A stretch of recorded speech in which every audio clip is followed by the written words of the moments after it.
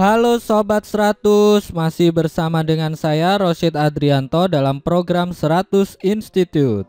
Oke, kita masih membahas soal-soal UTBK tahun 2019.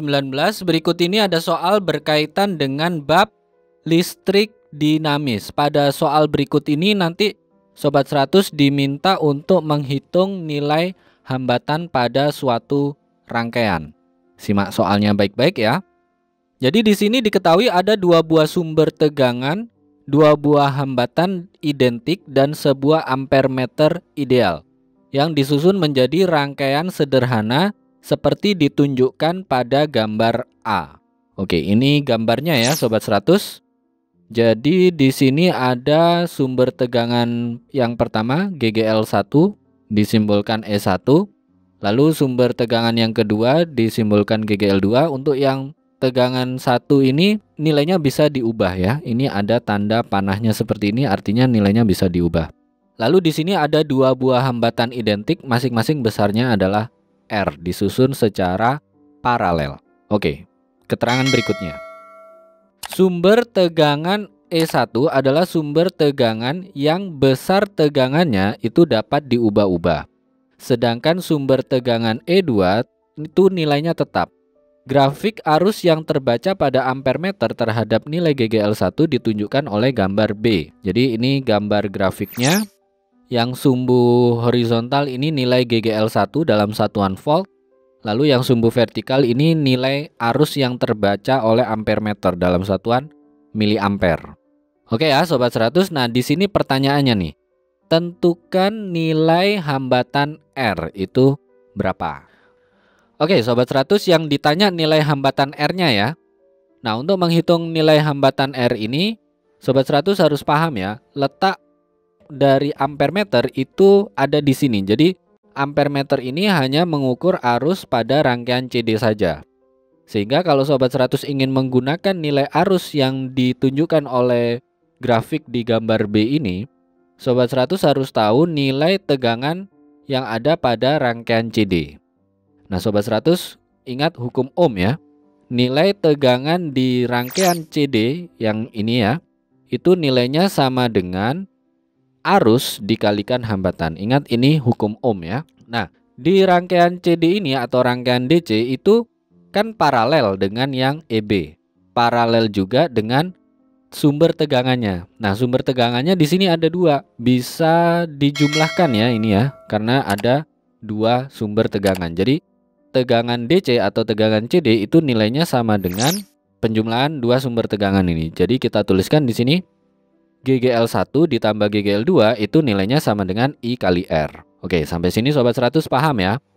Ini formula yang menjelaskan untuk gambar A. Nah, dari formula ini Sobat 100 masukkan angkanya ya. Di gambar B ini ada dua titik yang bisa kita ambil nilainya. Titik pertama itu di kondisi GGL1 nilainya setengah volt, nanti terbaca ampere meternya di 2,5 miliampere. Jadi kalau nilai ini kita masukkan, kita tuliskan di sini untuk kondisi yang pertama, kita masukkan GGL1-nya adalah 0,5 volt ditambah GGL2 sama dengan 2,5 kali 10 pangkat negatif 3 dikalikan R. Ini kita tuliskan sebagai persamaan 1. Jadi kenapa dikalikan 10 pangkat minus 3? Karena di sini satuannya miliampere ya. Oke, sampai sini Sobat 100 paham ya. Ini di titik 1. Nah, di titik 2 itu bisa kita masukkan juga angkanya ya. Di sini GGL1-nya adalah 3 volt. Kemudian arus yang terbaca oleh ampere meter adalah 5 miliampere. Sehingga di titik yang kedua bisa kita tuliskan persamaannya menjadi 3 ditambah GGL2 itu nilainya sama dengan 5 kali 10 pangkat negatif 3 kalikan dengan R.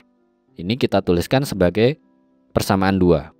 Nah karena kita ingin menghitung berapa R, berapa nilai hambatan, maka caranya dari kedua persamaan ini kita hilangkan nilai GGL2-nya ya. Karena kita tidak tahu nilai GGL2-nya berapa. Dengan demikian solusinya begini. Sobat 100 lakukan pengurangan. Jadi persamaan 2 itu dikurangi persamaan 1. Nah kalau kita tuliskan persamaan 2-nya dulu, kita tuliskan menjadi 3 ditambah GGL2 itu sama dengan 5 kali 10 pangkat negatif 3 kalikan dengan R. Kemudian tuliskan yang persamaan 1. 0,5 ditambah GGL2 nilainya sama dengan 2,5 kali 10 pangkat negatif 3 dikalikan dengan R. Nah ini Sobat 100 kurangkan. Ini gampang sekali ya, GGL2 kurangi GGL2 habis. Lalu 3 dikurangi 0,5 hasilnya adalah 2,5. 5 dikurangi 2,5 hasilnya juga 2,5. Ini kalikan 10 pangkat negatif 3 kalikan dengan R. Nah karena yang ditanya adalah R, maka yang 2,5 kali 10 pangkat negatif 3 ini pindah ruas ya Sobat 100. Nah karena pindah ruas jadi pembagian, maka kita tuliskan nilai R itu sama dengan 2,5 dibagi 2,5 kali 10 pangkat negatif 3. Nah kalau 2,5 dibagi 2,5 habis ya, tinggal 1. Kemudian 1 dibagi dengan 10 pangkat negatif 3, maka hasilnya itu sama saja dengan 10 pangkat 3. Ingat 10 pangkat positif 3 itu nilainya adalah sama dengan 1000. Jadi jawabannya 1000 ohm ya Sobat 100. Bagaimana Sobat 100 bisa dipahami ya. Jadi ingat baik-baik, ini ada rangkaian seri pada sumber tegangannya dan paralel pada hambatannya. Jadi karena ini ada ampere meter juga di rangkaian ini, Sobat 100 harus paham ya. Ampere meter di sini itu mengukur arus di bagian mana. Kalau sesuai gambar ini, ampere meter itu mengukur arus di rangkaian CD atau rangkaian DC. Sehingga kalau kita gunakan nilai arus yang ditunjukkan oleh ampere meter ini, maka kita harus tahu nilai tegangan pada rangkaian CD atau rangkaian DC. Nah kebetulan hambatan di rangkaian CD atau DC ini paralel dengan sumber tegangannya. Jadi bisa kita tuliskan tegangan DC sama dengan I kali R, ini pakai hukum Ohm. Nah tegangan tadi nilainya adalah penjumlahan dari sumber tegangannya, yaitu GGL1 tambah GGL2. Nah dari persamaan ini Sobat 100 gunakan gambar grafik yang ada pada soal. Sobat 100 masukkan 2 titik yang bisa dengan mudah Sobat 100 baca. Misalkan di titik 1 ini menunjukkan angka 0,5 untuk GGL1-nya dan 2,5 mA untuk arusnya. Ini Sobat 100 masukkan ke persamaan ini, nanti dapat persamaan 1. Nah masukkan kondisi di titik 2 yang mana tegangan GGL1-nya adalah 3 volt, arusnya pada ampere meter adalah 5 mA. Masukkan, nanti ketemu persamaan 2. Nah dari 2 persamaan ini Sobat 100 eliminasi GGL2-nya. Nanti Sobat 100 dapat bentuk yang lebih sederhana. Nah dengan melakukan penghitungan, nanti Sobat 100 akan dapatkan nilai hambatan R-nya itu berapa ohm. Gitu ya Sobat 100, paham kan ya? Nah, kalau Sobat 100 sudah paham untuk video penjelasan ini, Sobat 100 bisa melihat atau mempelajari video penjelasan yang berikutnya. Selamat belajar!